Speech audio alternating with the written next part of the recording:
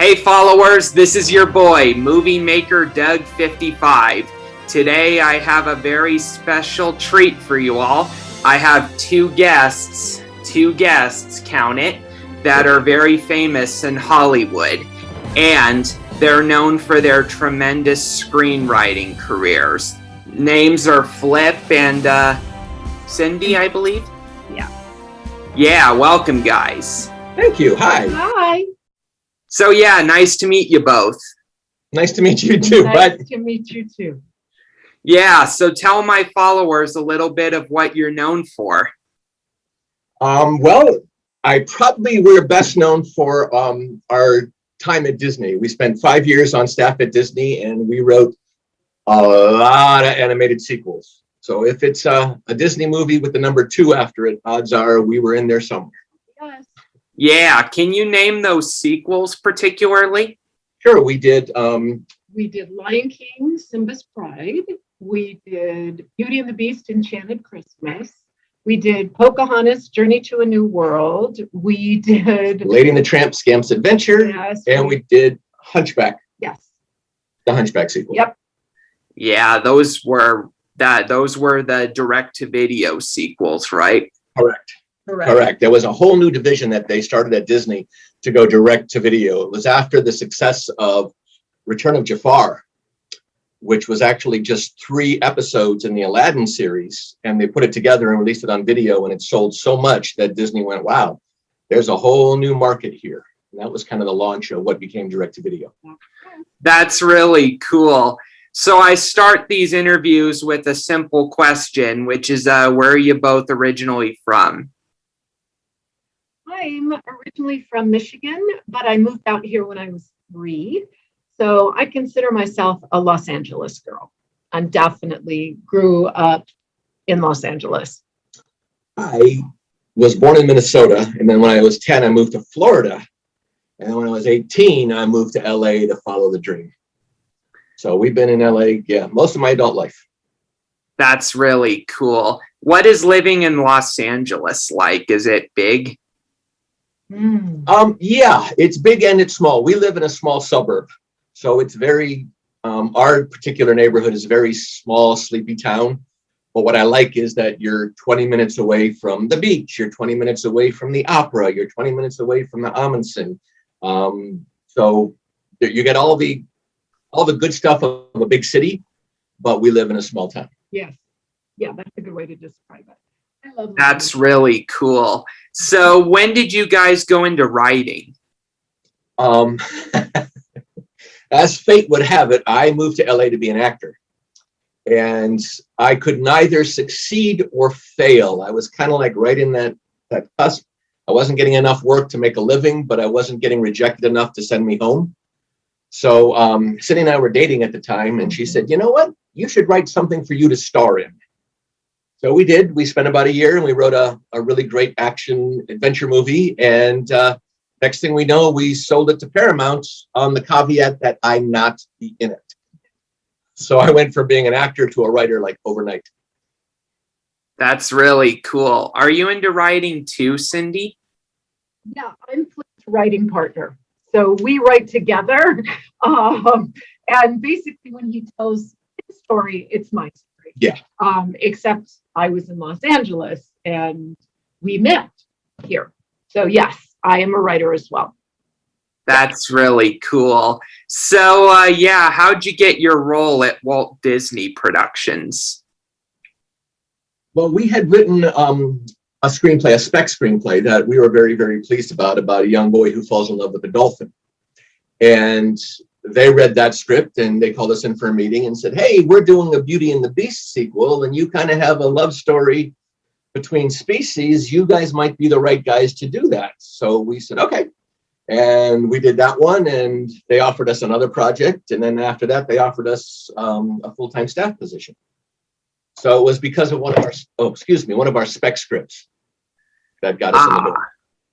That's pretty cool. So yeah, you joined Disney around the time that the direct-to-video sequels were made for television, right? Correct. Well, they weren't made for television. The direct-to-video sequels were actually made as alternative entertainment. So you would buy the movie and then you would watch it. So it wasn't made for television at the time. And there was some thought that the video premieres would actually premiere in a theater. And Lion King did for a minute. Yeah. I think Lion King was the only one that got like an actual theatrical release, but it was like one theater in New York. Yeah, very small, but still, yeah. Okay, that's really interesting. So the Lion King 2, it was released in only one theater? We think so. I believe that's the case. Somebody who knows more about the business would be able to fact check that. But if memory serves, yes, I believe that's the case. All right. So what was the success of the return of Jafar like? Because that's what ultimately began all of the direct-to-video stuff. Yeah, that was right before we got there. So I remember being part of the interview process, and they were just releasing Return of Jafar. And then it became such a huge success that it took everybody by surprise. And they decided, wow, if this is going to work this way, we need to make a whole bunch more, like really fast. And they did with the King of Thieves and others. Yeah. And all those, I mean, if you look at almost every Disney movie had a sequel, right? There was a Peter Pan sequel and a Mulan sequel. I mean, they all had sequels. That's really interesting. So did you meet any of the cast members from the other sequels or from the Lion King sequel? Yeah. Yes, we did. We got to work with Suzanne Plachette and James Earl Jones.